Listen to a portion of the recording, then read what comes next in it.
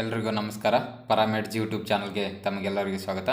ಇನ್ನು ನಮ್ಮ ಯೂಟ್ಯೂಬ್ ಚಾನಲ್ಗೆ ಇನ್ನೂ ಯಾರ್ಯಾರು ಜಾಯ್ನ್ ಆಗಿಲ್ವೋ ದಯವಿಟ್ಟು ಜಾಯ್ನ್ ಆಗಿ ಸಬ್ಸ್ಕ್ರೈಬ್ ಮಾಡ್ಕೊಂಡು ಸಪೋರ್ಟ್ ಮಾಡಿ ಅಂತ ಹೇಳ್ತಾ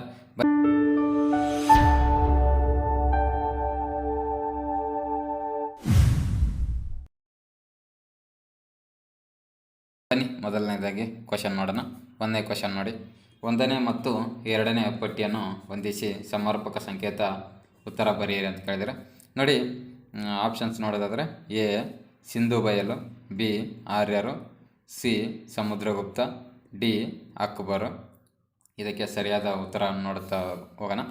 ಸಿಂಧು ಬಯಲು ಅನ್ನೋದಾದರೆ ಇದು ಸಿಂಧು ಬಯಲು ಎಲ್ಲಿದೆ ಅಂತಂದರೆ ಸಿಂಧು ಬಯಲು ಮೊಹೆಂಜೊದಾರೊದಲ್ಲಿದೆ. ಇದು 1ನೇ ಆನ್ಸರು. ನೆಕ್ಸ್ಟು 2ನೇ ನೋಡು. ಆರ್ಯರು ಯಾವುದರಲ್ಲಿ ಬರ್ತಾರೆ ಅಂತಂದರೆ ವೇದ ಕಾಲದಲ್ಲಿ ಬರ್ತಾರೆ ಇವರು. ಇನ್ನು ಇದು 2ನೇದು ಆರ್ಯರು. ಸಮುದ್ರಗುಪ್ತ ಇವರು ಯಾವ ಕಾಲದಲ್ಲಿ ಅಂತಂದರೆ ಪಾಟಲಿಪುತ್ರ. ಸಮುದ್ರಗುಪ್ತ ಯಾವುದರಲ್ಲಿ ಅಂತಂದರೆ ಪಾಟಲಿಪುತ್ರ. ಇದು 3ನೇದು. ಇನ್ನು ಅಕ್ಬರ್ ನೋಡೋದಾದರೆ 3ನೇದು ಪಾಟಲಿಪುತ್ರ, 4ನೇದು ಅಕ್ಬರ್ ದೀನ್ ಇಲಾಯಿ ಎಂಬ ಗ್ರಂಥ ಬರೆದಿರ್ತಾರೆ ಅವರು. ಇದು 4ನೇದು ದೀನ್ ಇಲಾಯಿ ನೋಡಿ. ನೆಕ್ಸ್ಟು ನೆಕ್ಸ್ಟ್ ನೋಡೋದಾದರೆ ಸಿಂಧು ಬಯಲು ಬಗ್ಗೆ ನೋಡೋದಾದರೆ ಸಿಂಧು ಬಯಲು ಕ್ರಿಸ್ತಶಕ 1921ರಿಂದ 1922 ಹರಪ್ಪ ಮತ್ತು ಮೊಹೆಂಜೊದಾರಗಳಲ್ಲಿ ಭೂ ಉತ್ಖನನ ಮಾಡಿದಾಗ ಇದು ಸಿಂಧು ಬಯಲಿನ ಪತ್ತೆ ಹಚ್ತಾರೆ. ಇನ್ನೆಷ್ಟು 1856ರಲ್ಲಿ ಲಾಹೋರ್ಗೆ ರೈಲು ಮಾರ್ಗ, ಯಾವಾಗ 1856ರಲ್ಲಿ ಲಾಹೋರಿಗೆ ರೈಲು ಮಾರ್ಗ ನಿರ್ಮಿಸುವ ಸಂದರ್ಭದಲ್ಲಿ ಕೂಡ ಇದು ಸಿಂಧು ನಾಗರಿಕತೆ ಬಯಲು ಪತ್ತೆ ಹಚ್ತಾರೆ. ಇನ್ನು 1921ರಲ್ಲಿ ಯಾವಾಗ 1921ರಲ್ಲಿ ದಯಾರಾಮ್ ಸಹಾನಿ ಅವರು ಹರಪ್ಪ ನೆಲೆಯನ್ನು 1922ರಲ್ಲಿ ಆರ್ ಡಿ ಬ್ಯಾನರ್ಜಿರವರ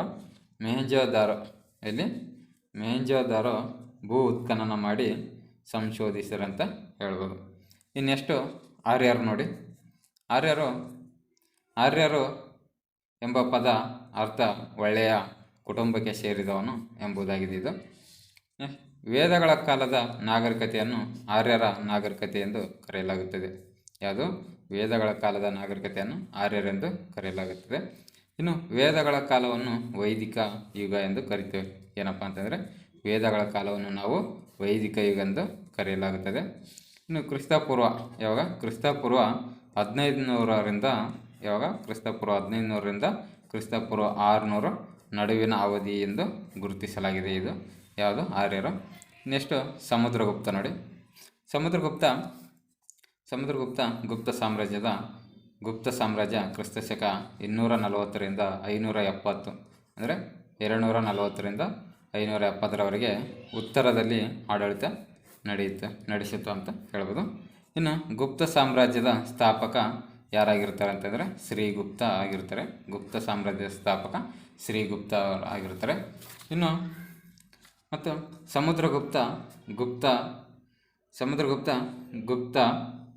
ಗುಪ್ತ ಸಾಮ್ರಾಜ್ಯದ ಪ್ರಸಿದ್ಧ ದೊರೆಯಾಗಿರ್ತಾರೆ. ಯಾರು? ಸಮುದ್ರಗುಪ್ತನು ಗುಪ್ತ ಸಾಮ್ರಾಜ್ಯದ ಪ್ರಸಿದ್ಧ ದೊರೆ ಯಾರು? ಸಮುದ್ರಗುಪ್ತ. ನೆಕ್ಸ್ಟು ಸಮುದ್ರಗುಪ್ತನು ಗುಪ್ತ ಸಾಮ್ರಾಜ್ಯದ ದೊರೆಯಾಗಿ ಇವರ ಆಡಳಿತ ಕ್ರಿಸ್ತಶಕ 335ರಿಂದ 380ರವರೆಗೆ ಇರುತ್ತೆ. ಇನ್ನು ಇವರ ರಾಜಧಾನಿ ಯಾವುದಾಗಿರುತ್ತೆ ಅಂತಂದರೆ ಪಾಟಲಿಪುತ್ರ ಆಗಿರುತ್ತೆ. ಯಾರು? ಗುಪ್ತ ಸಾಮ್ರಾಜ್ಯದ ರಾಜಧಾನಿ ಪಾಟಲಿಪುತ್ರ ಆಗಿರುತ್ತೆ. ಇನ್ನು ಸಮುದ್ರಗುಪ್ತನನ್ನು ಭಾರತದ ನೆಪೋಲಿಯನ್ ಎಂದು ಕರೆಯಲಾಗುತ್ತದೆ. ಏನಂತ ಕರೀತಾರೆ? ಸಮುದ್ರಗುಪ್ತನನ್ನು ಭಾರತದ ನೆಪೋಲಿಯನ್. ಸಮುದ್ರಗುಪ್ತನ ಭಾರತದ ನೆಪೋಲಿಯನ್ ಎಂದು ಕರೆಯಲಾಗುತ್ತದೆ. ಇನ್ನು 4ನೇದು ದೀನ್ ಇಲಾಯಿ. ಇದು ಅಕ್ಬರ್ದು. ಮೊಘಲ ಸಾಮ್ರಾಜ್ಯದ ಪ್ರಸಿದ್ಧ ದೊರೆ ಯಾರಪ್ಪ ಅಂತಂದರೆ ಅಕ್ಬರ್ ಆಗಿರ್ತಾರೆ. ಯಾರು? ಮೊಘಲ ಸಾಮ್ರಾಜ್ಯದ ಪ್ರಸಿದ್ಧ ದೊರೆ ಅಕ್ಬರ್ ಆಗಿರ್ತಾರೆ. ಅಕ್ಬರ್ ಅವರು ದೀನ್ ಇಲಾಯಿ ಎಂಬ ಧರ್ಮವನ್ನು ಸ್ಥಾಪಿಸ್ತಾರೆ. ಏನು? ಅಕ್ಬರ್ ಅವರು ದೀನ್ ಇಲಾಹಿ ಎಂಬ ಆ ಧರ್ಮವನ್ನು ಸ್ಥಾಪಿಸ್ತಾರಂತ ಹೇಳ್ಬೋದು. ಅಕ್ಬರನ ಕಾಲಾವಧಿ ಕ್ರಿಸ್ತಶಕ 1556ರಿಂದ 1605 ಆಗಿರುತ್ತೆ. 1556ರಿಂದ 1605 ಆಗಿರುತ್ತೆ. ಇನ್ನು ಹುಮಾಯೂನ್ ಮತ್ತು ಹಮೀದಾಬಾನು ಬೇಗಂರವರ ಪುತ್ರನಾಗಿ ಅಕ್ಬರು ಹುಮಾಯೂನನ ಮತ್ತು ಹಮೀದಾಬಾದ್ನ ಬೇಗಂರವರ ಪುತ್ರನಾಗಿ 1542ರಲ್ಲಿ ಜನಿಸ್ತಾರೆ. ಯಾವಾಗ 1542ರಲ್ಲಿ ಜನಿಸ್ತಾರೆ ಇವರು. ಇನ್ನೆಷ್ಟು ಇವರ ಆಡಳಿತ ನೋಡೋದಾದರೆ, ಇವರ ಆಡಳಿತ ಕಾಲದಲ್ಲಿ ನಿರ್ಮಾಣವಾದ ಪ್ರಸಿದ್ಧ ಕಟ್ಟಡಗಳೆಂದರೆ ಬುಲಂದ್ ದರ್ವಾಜೆ ಆಗಿರುತ್ತೆ. ಇನ್ನು ಪಂಚಮಹಲ್ ಮತ್ತು ದಿವಾನ್ ಐ ಖಾನ್ ಮತ್ತು ಜೋಧ್ಬಾಯಿ ಅರಮನೆ ಇತ್ಯಾದಿಗಳಾಗಿರುತ್ತೆ.